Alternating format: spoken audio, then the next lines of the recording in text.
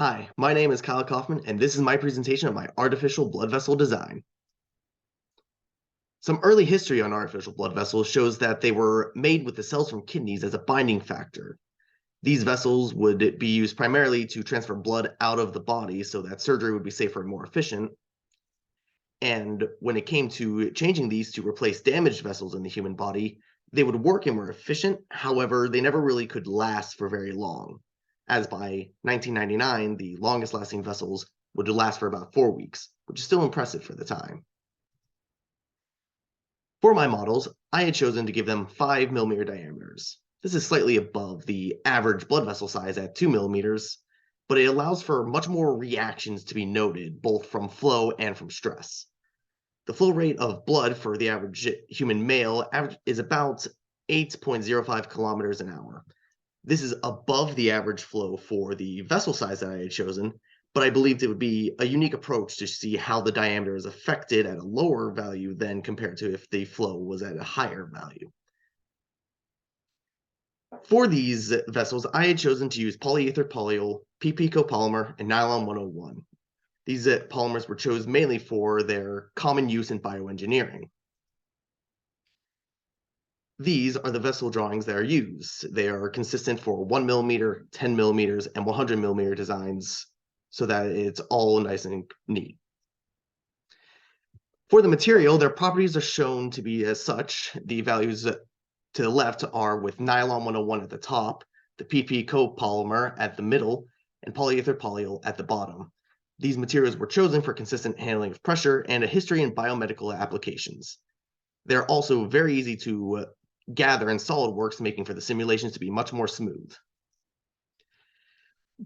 For the 1 millimeter flow, we see a very consistent effect on it, and that polyether polyol has a bit higher values in stress, but that is by no means saying that it is less efficient than PP copolymer and nylon 101.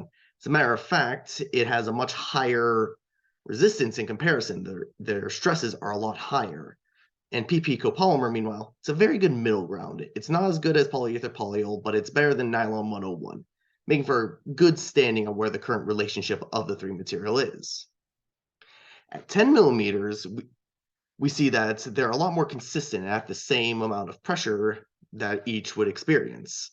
Polyether polyol still has a higher count on what it's handling, which still gives it a much higher value compared to both PP copolymer and nylon 101.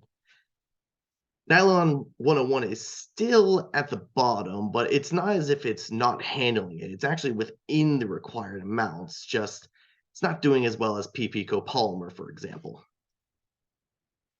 Now, for the 100 millimeter length, I decided to use the 5 times flow rate value. This is to demonstrate how much of a hit all three of them take from this drastically higher amount.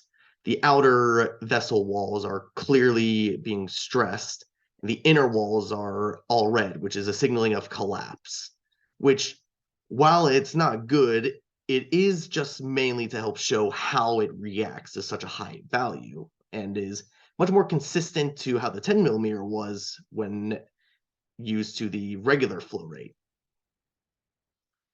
Now, for the results of these simulations, basing off of their factor of safety, polyether polyol has a factor of safety of 2.33, PP copolymer has a factor of safety of 1.79, and nylon 101's factor of safety comes up to 1.37.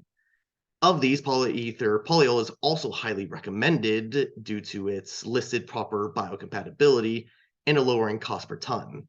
This would make it a much more promising choice. However, the lowering cost per ton isn't quite enough to make it just the obvious pick. The current prices are still less favorable, and polyether polyol requires further processing. Between the costs and benefits, for the average cost per kilogram, polyether polyol comes up at about $1.40 to $2 on average.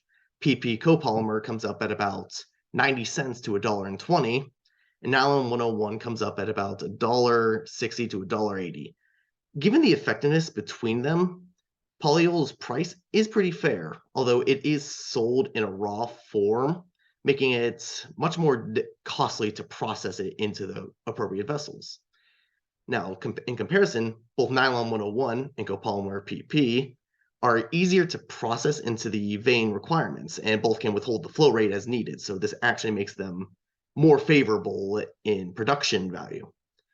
And with the comparisons to costs take into account and the factor of safeties, PP copolymer is considered to be the best option, as the modulus of elasticity for a vein optimally comes up at 193.1 kilopascals. Now, in comparison, polyether and nylon both have a drastically higher modulus of elasticity. So while all three of them are well above and beyond, PP copolymer is a lot better of an option because it's closer to the overall value. And due to cheapness and a decent factor of safety for the requirements, it's a pretty good option to select for. Now, for some final mentions on this, the systems allowed for a mix of balance, but also difficult steps. It made it important to make sure you know what you were doing and work with what you are capable of working with. The usage of it may also help be a good visualization for the stress and the flow in case it's appropriate. And it's also vital to understand that when picking the best option for construction and material, not always the one that's just the highest values that can handle the most. Sometimes you have to take the cost, the factor of safety, and the modulus all into account just to make sure you know you get the right material for it. It should also, without question, go into the accounts that simulations can be very different from real life counterparts.